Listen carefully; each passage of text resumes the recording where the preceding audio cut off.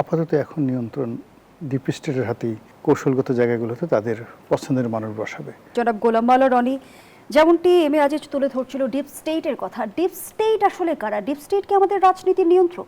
আপাতত এখন নিয়ন্ত্রণ ডিপ স্টেটের হাতেই। টিল নাও মনে হচ্ছে যে সমস্ত নিয়ন্ত্রণের চাবিকাঠি। এখানে দুটো ব্যাপার আছে। ধরুন আপনার একটা গাড়ি আছে, তো গাড়িটা চলছে, ড্রাইভার বসে আছে, কিন্তু এটা এত অত্যাধুনিক একটা গাড়ি যেটা রিমোট আপনার হাতে, ড্রাইভার শুধু ধরে আছে।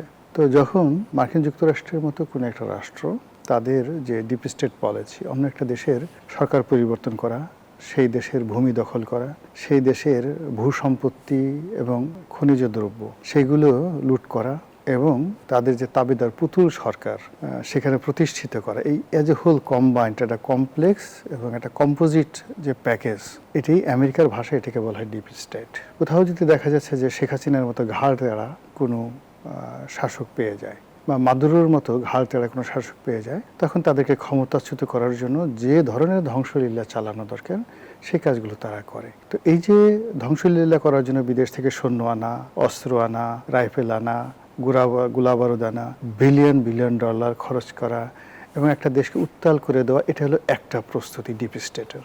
ডিপ স্টেট আরেকটা ধাপ হলো যে তারা বিভিন্ন জায়গাতে তাদের কৌশলগত জায়গাগুলোতে তাদের পছন্দের মানুষ বসাবে।